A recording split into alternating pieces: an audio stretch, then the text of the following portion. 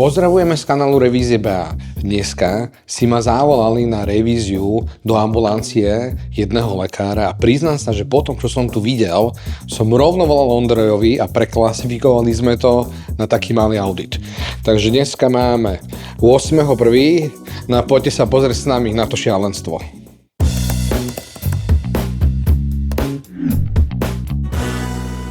Elektrický rozvádzač nám vyzerá takto. A keď si ho otvoríme, tak sa môžeme trochu bližšie pokochať. Treba však povedať, že sa nachádzame v zdravotníckom priestore, kde nám vstupuje krásna norma STN 33 2007-710. No a tento rozvádzač sa dostal do kategórie poď si ma vyrezať, aby si ma mohol otvoriť. Tak si to poďme pozrieť.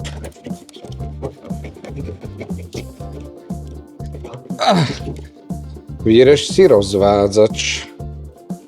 Tak to býva, keď to robí niekto, kto o tom nemá ani páru.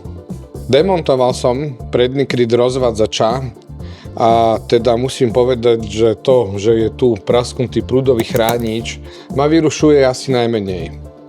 Čo je horšie, tak vlastne tu nebola pochopená sústava TNS, keďže pracovný vodič je tu strihnutý a priamo z prívodu nám ochranný vodič PE ide priamo do prúdového chrániča a z toho prúdového chrániča nám zase odchádza zeleno-žltý vodič paradoxne na modrú svorkovnicu. Myslím si, že nebola tu správne pochopená ani trojfázová sústava, pretože ono by to mohlo byť po správnosti L1, L2, L3. Aj tu už by mohlo byť L1, L2, L3, ale teda nie je tomu tak.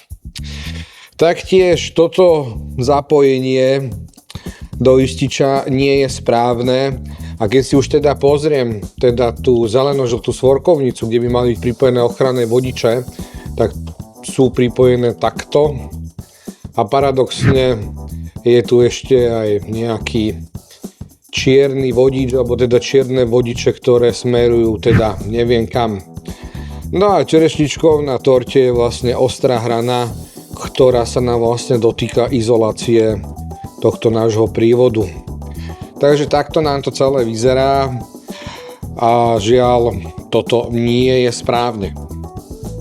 No a zavrieť ten rozvádzač nemá zmysel, lebo to je vlastne prikotvené o dva nejaké profily, to sa celé takto kýve, to moc nemá zmysel. A taktiež samozrejme treba povedať, že k tomuto nám nebola predložená projektová dokumentácia v zmysle vyhlášky 508/2009 zbierky zákona a zrejme asi ani nebude existovať. A ešte si pôjdeme teraz pozrieť ďalšie mňamky, ktoré som tu objavil. Ideme si otestovať aj prúdový chránič, nakoľko máme anomálne zapojenie v elektrickom rozvádzači. No a kým nám bude bežať merací prístroj, môžeme si pozrieť, jak nám vyzerá zapojenie vypínača, ktoré je taktiež anomálne a výsledok potom vlastne máme tu hore, áno. Takže človek by tu hľadal hnedý, zeleno-žltý a modrý a má tu vlastne hnedý, čierny, šedý. Taký proste asi čo garáž dala a už vidíme, že ten prúdový chránič nám nefunguje, jak by mal a takto žiaľ Bohu je. Prúdový chránič nám logicky nefunguje ani v kúpeľke. Ešte je zasúvka hore nohami a ešte je aj L prehodené zem. No. Veru, táto elektroinštalácia nič moc. Prúdový chránič vlastne nefunguje z toho dôvodu, že v elektrickom rozvádzači máme vycviknutý pracovný vodič a tým pádom aj nesprávne zapojenie toho prúdového chrániču. No a tým pádom, že vlastne nemá medzi čím porovnávať, tak nám nevybavuje. A toto bude treba prepracovať. Nad kazetovým stropom nám vyzerá tá elektroinštalácia nejak takto. Čo je zaujímavé na tom je, že tu pán majster si vlastne potiahol takto fázový vodič až niekam tam do tramtárie. No samozrejme, že je to živé, áno. Toto sa nevidí až tak často, je to známka o veľkej neodbornosti. A môžeme sa tam pozrieť, že čo tam nájdeme. A ten fázový vodič je vlastne takto potiahnutý. Tadeto a vedie nám vlastne sem. A tu je to zase zaujímavé v tom, že ten modrý vodič je zase potiahnutý sám niekde inde a zeleno-žltý ten tu ostal takto ako ochranný vodič sám. A ten modrý vodič, ktorý vlastne odtiaľ, kde nám prichádza iba ten hnedý, ten modrý nám zase vedie tadeto, túto cez nejaké kábly, však prečo nie, nám vedie do niečoho takéhoto. No, to je ako veľká anomália, pretože tu už napríklad mimo iných ten ochranný vodič je zapojený, ale zase není zapojený tento hnedý. Na o kúsok vedľa nám to vyzerá zase nejako takto. Toto ako je naozaj že veľká hitparáda. Medzi tým na inom mieste nám to zase vyzerá takto, že modrý pracovný vodič nám vlastne sa kombinuje s čiernym a šedým a celé to zapojenie je teda veľmi anomálne. Inými slovami je veľmi neodborné. Odvážil som sa demontovať aj trojramík a vyzerá nám to takto. Kombinácia pracovného a fázového vodiča a tento vypínač nám už ani moc vlastne nedrží. Iba zo zaujímavosti, tieto tri vypínače nám ovládajú tri také silnejšie ventilátory a to je tento ventilátor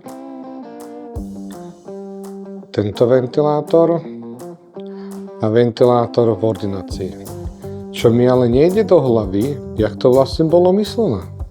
Aj to zapojenie je veľmi zvláštne, lebo miestami máme vlastne harmoniku, to je vlastne také hliníkové vlnovcové potrubie, to je napojené do kagečkovej rúry. Tuto vlastne máme T-čko, ale zo vnútornej, to je inak kanalizačná rúra.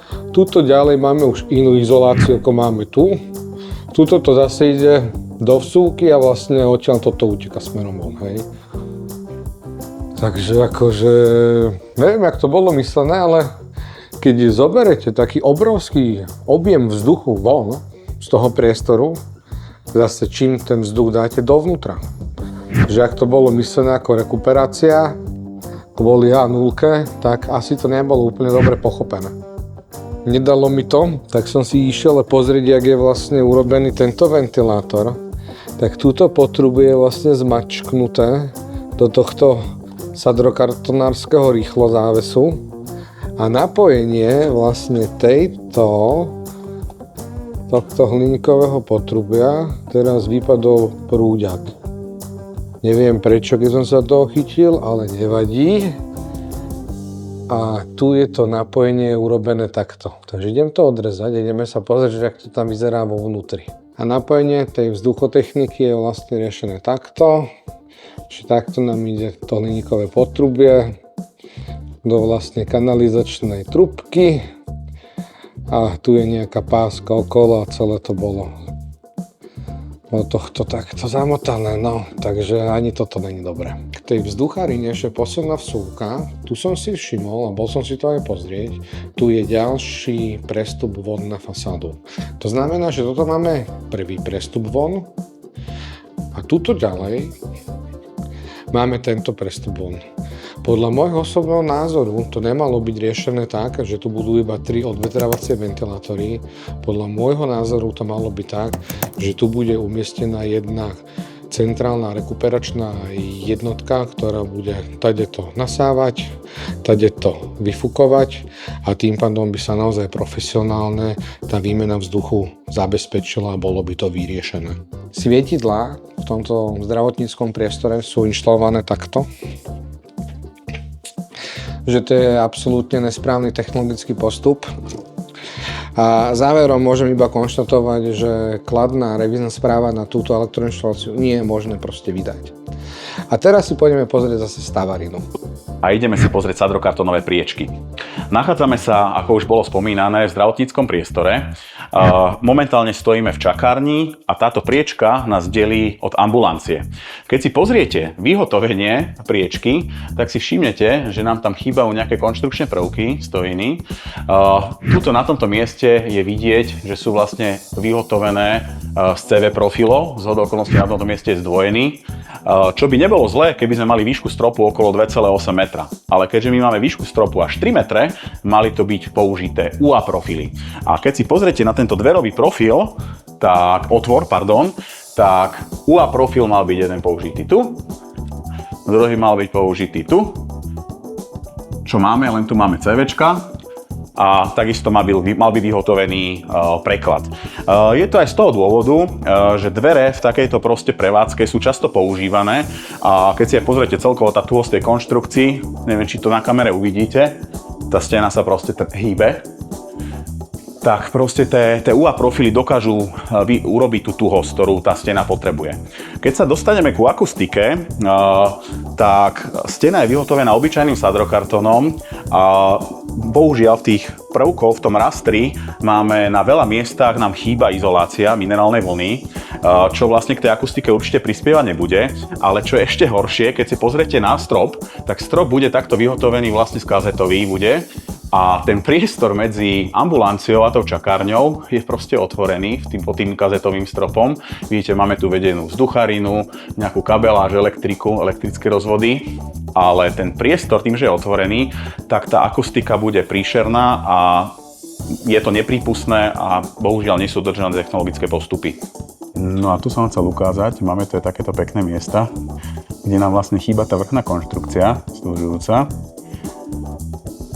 No a keď sa pozrieme dovnútra, pevne verím, že to budete dobre vidieť, tak na veľa miestach nám takto chýbajú kusy izolácie medzi sadrokartónovými doskami, čo rozhodne akustike prispievať nebude.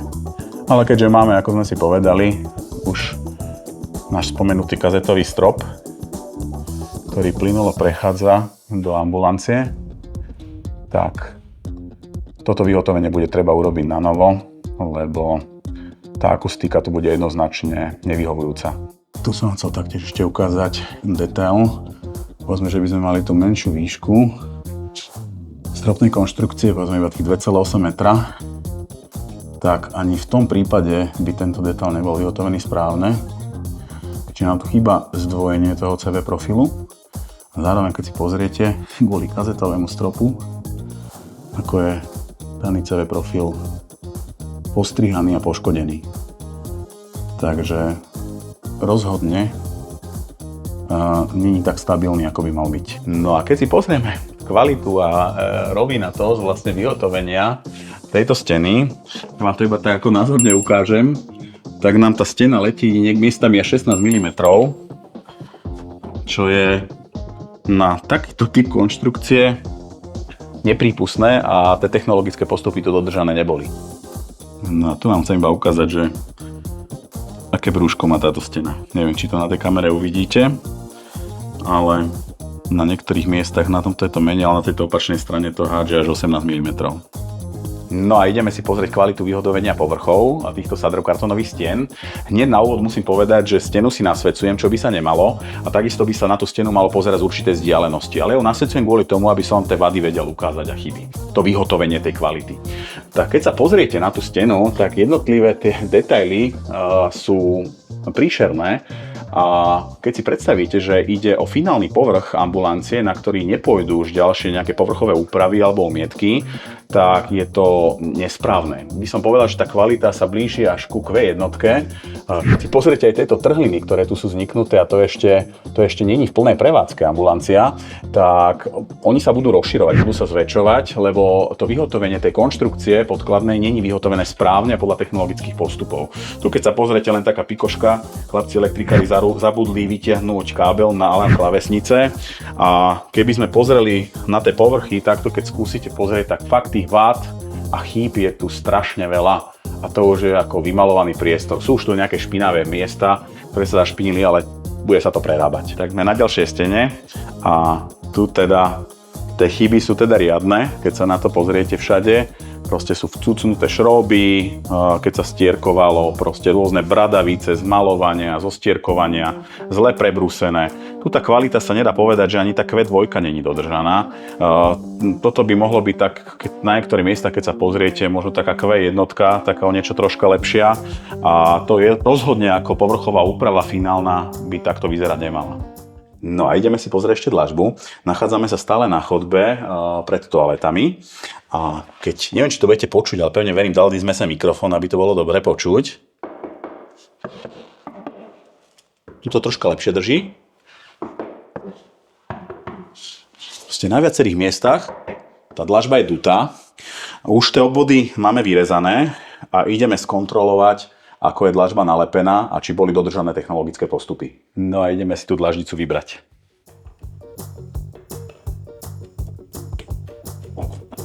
No, nedržala teda nejako veľmi pevne.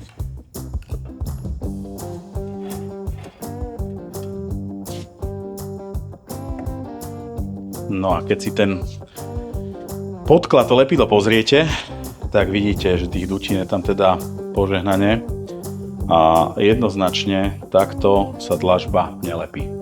No keď sa pozrieme na podklad pod dlažbou, tak vidíme, že vlastne celá dlažba bola položená vlastne na 3 miestach. Na tomto, na tomto a na tomto.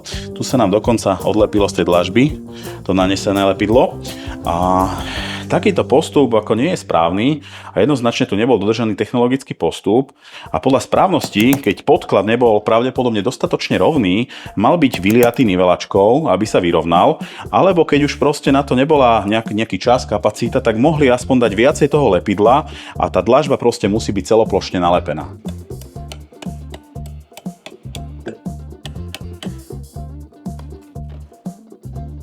Táto tiež moc dobre nedržala.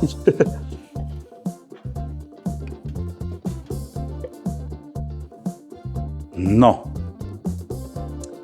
v tomto prípade ide o podobný princíp.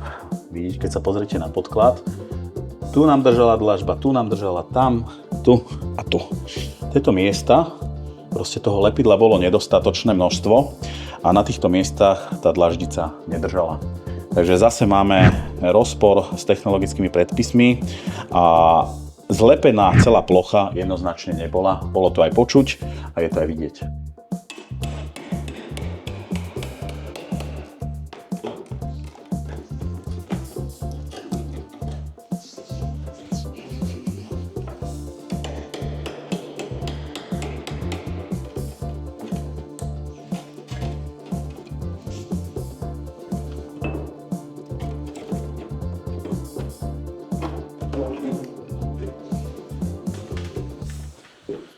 No, táto už je o malinko lepšia, ale fakt iba o malinko. Si pozrieme styčné plochy 1, 2, 3, 4, tu je nejaká ešte malička a tu vzadu sú 2. Takže na takúto veľkú dlažbu veľké množstvo dutín. No a ideme si pozrieť presnosť vyhotovenia dlažby, obkladov, batérií, osadení, umývadla, ale aj zárubne. Poďte sa pozrieť. Tak táto batéria má teda viditeľnú nerovnosť a je to asi v rozsahu 18 mm na 1 metri je ten sklon. Keď sa presunieme na toto umývadlo, tak sme niekde až okolo 11 mm na metri nám to letí. Keď sa pozrieme na celkové osadenie toho umývadla a prívod vody, vyhotovenie, tak vidíme, že obkladač výkružovaky moc nepoužíva, ale aj to vyvedenie tých ventilov nie je veľmi precízne a hýbe sa nám. Nie je dostatočne dobre urobené na nejakej podkladnej konštrukcii v sádrokartónovej priečke. A keď postupne prejdeme na zárubňu, tak si všimnite, že na tomto mieste nám zárubňa vyčnieva cez obklad a keď pôjdeme postupne hore, sa nám to otočí. A zárubňa je zase zapustená v obklade, je tam rozdiel až 6 mm.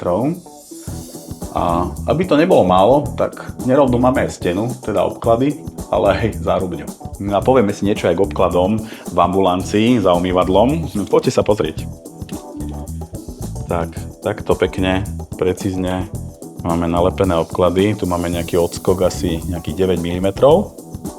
Keď sa pozrieme na opačnú stranu,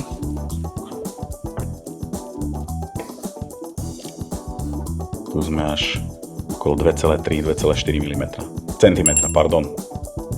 Takže tá rovinatosť je veľmi dobrá v úvodzovkách. A keď sa pozriete na osadenie toho umývadla, je pravda, že tu asi bude nejaké vybavenie ešte, ale je to veľmi nepraktické z toho hľadiska, že keď si tu umývate ruky, frknete, vy chcete mať tu ten obklad troška viacej posunutý za tým umývadlom na túto stranu doprava, lebo keď tuto budete frkať, budete mať tú stenu hneď špinavú. No a nachádzame sa na ďalšej toalete. Poďme si pozrieť nerovnosti vyhotovenia odkladov. Len tak pre zaujímavosť, táto stena a zhodou okolností presne táto dlažba nám letí nejakých 11 mm na metri.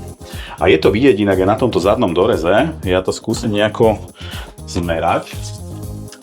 Hore na tom doreze máme, ten dorez má 3 cm a dole sme niekde až okolo 5,5 cm. Takže táto celá stena je takto naklopená smerom ku nám. Ďalšou zaujímavosťou, keď sa pozriete sem na umývadlo, tak máme umývadlo vyosené o 17 mm na metri. Je to vidno aj na bublinke na tej vodováhe, ale pre demonštráciu sa mi táto digitálna vodováha viacej povzdáva. Veľmi zaujímavým detailom, ktorý sme našli, tu mám svetlo, je aj kanalizácia, ktorá, keď bolo pred chvíľou spláchnuté, tak normálne tu cicerkom tiekla voda a pravdepodobne to bude treba otvoriť a opraviť. Neviem, či to budete vidieť, môžeme nazrieť, ale dole je vidieť aj mokrý flak.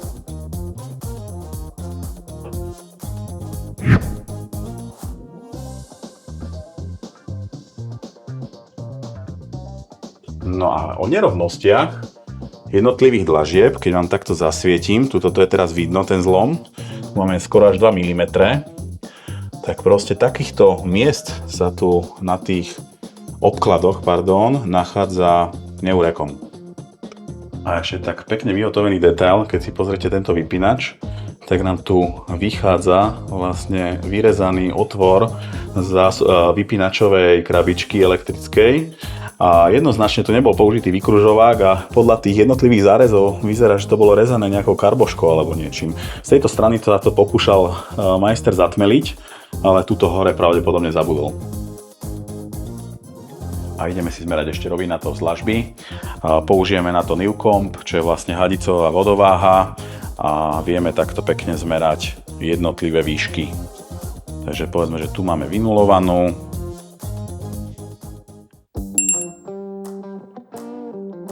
V poriadku. Tu sme až plus 5 mm.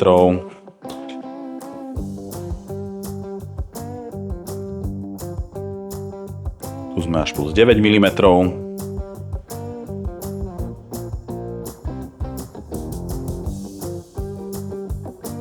Tu sme plus 13 mm.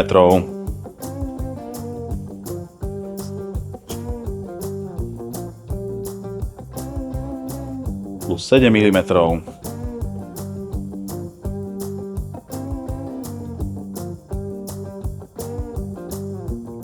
Plus 6. Takže rovinatosť tejto dlažby nie je vyhovujúca a takto sa to nachádza v celom priestore zdravotníckeho tohto priestoru. A takéto podobné nerovnosti máme aj v ambulancii, aj vo veckách, aj v kuchynke, aj v čakárni. No a ešte si takto veľmi v rýchlosti uveľa pozrieme kvalitu vyhotovenia výmalby. Neviem, či to vidíte, ale je to teda navalcované tak veľmi narýchlo.